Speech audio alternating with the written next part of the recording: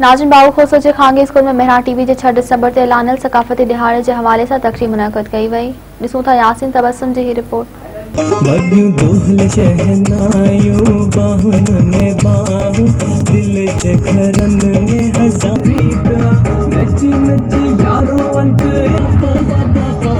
जी बिल्कुल नाज़रीन, खानगी school शारती academy बाबू खोसो जे इंतजामिया उस्ताद ऐं शागिर्द जे पारां रंगारंगी प्रोग्राम मुनक़द कयो वियो आहे। शारती अकेडमी बाबू खोसो जे जेका ॿारनि परफॉर्मेंस कई आहे, टेबल्स पेश कया, ड्रामा ॾिनो, तक़रीर मुक़ाबिला थिया।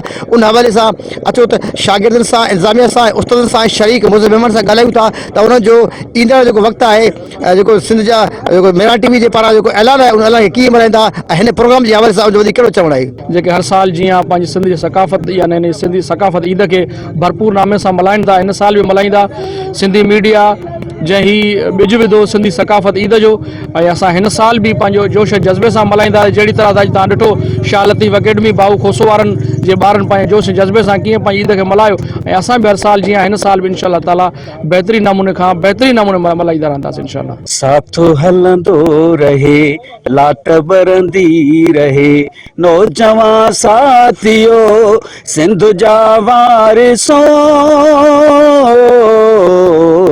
साथ हलंदो रहे, ही साथ हलंदो रहंदो इंशाअल्लाह। ही जेके मेल मलाखड़ा आहिनि, ही जेके प्रोग्राम आहिनि, ईअं सम्झो इहे हर ज़िंदगी ताईं जेतिरी आहे असांजी ज़िंदगी, इहे पिया ख़ुशीअ जा मौक़ा, ईद जा ॾियारा, 6 दिसंबर जा सिंधी सकाफ़त जा ॾियारा पिया मल्हाइबा।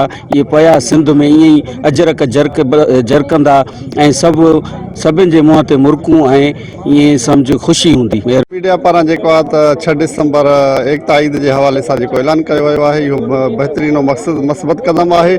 ज़िंदा क़ौमूं जेके आहिनि पंहिंजे सकाफ़त जा ॾिहाड़ा मल्हाईंदियूं रहंदियूं आहिनि, अहिड़ी तरह क़ौमूं ज़िंदा रहंदियूं आहिनि। मेहरान टीवी जेको नारो हयो आहे, इन स्लोगन ॾिनो आहे इन एकता ईद जे हवाले सां त सिंध जा ॿेट सिंध जा ई रहंदा। इहो हिकु बहितरीन क़दम आहे, छो त हिन टाइम अहिड़े सूरत हाल में, अहिड़े वक़्त में जॾहिं जेको आहे त सिंध जे ॿेटनि ऐं जेको आहे त वसीलनि ते कब्ज़े जे लाइ सांभा हली रहिया आहिनि, अहिड़े वक़्त ते इहो ऐलान तमामु मस्बत अमल आहे। पहिरियां त 6 दिसंबर जे हवाले सां असांजे लाइ ईद जो ॾींहुं आहे, उन जे लाइ असां भरपूर तयारियूं कयूं था पिया। हिन टाइम बि असांजा जेके आहिनि मुख़्तलिफ़ ॻोठनि में असांजा प्रोग्राम असां डिसाइड कया आहिनि, उहे उन्हनि जी तयारियूं हलनि थियूं पियूं। ऐं 6 दिसंबर ते ख़ासि करे सिंधी मीडिया चैनलनि जेको सॾु ॾिनो आहे, उनखे तमामु बहितरीन नमूने सां मल्हाईंदासीं। तमामु ख़ूबसूरत प्रोग्राम थियो आहे। असीं ड्रामा कयासीं, टेबलोस कयासीं, तकरीर कयासीं। असीं मेहरान टीवी जा शुक्रगुज़ार आहियूं जो हिन प्रोग्राम खे कवरेज कयो आहे। जी, जॾहिं ही अॼु असांजो प्रोग्राम थियो आहे, बिल्कुलु बहितरीन नमूने सां शागिर्दनि तकरीरूं कयूं ऐं टेबलोस पेश कया विया, ड्रामा पेश कया विया। जीअं त हिन साल भी ही प्रोग्राम कयो वियो आहे, त हर साल जीअं असां ही प्रोग्राम कंदा पिया अचूं, इंशाअल्लाह ताला अहिड़ा ई प्रोग्राम कंदा रहंदासीं। त असांखे ॾाढी ख़ुशी आहे, ॼण त ही सिंधी सकाफ़त असांजे लाइ ईद जो ॾियारो आहे। शाह लतीफ़ अकेडमी असांजो जेको आहे हिकु इदारो आहे, उहो ई मुसलसल हलंदो रहंदो। सकाफ़त जे हवाले सां प्रोग्राम करायो शागिर्दनि जो टैलेंट उजागर करण लाइ ऐं सिंधी सकाफ़त खे उजागर करण जे लाइ प्रोग्राम करायो वियो आहे।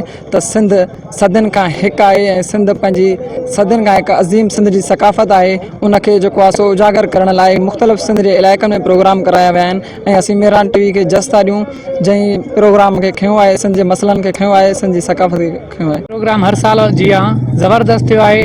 असीं टेबलोस पेश कयासीं, ड्रामा पेश कयासीं, तकरीरूं कयूंसीं।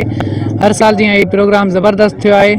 मेहरान टीवी हिन प्रोग्राम खे कवरेज कयो आहे, असीं उन्हनि जा शुक्रगुज़ार आहियूं। मिठी साह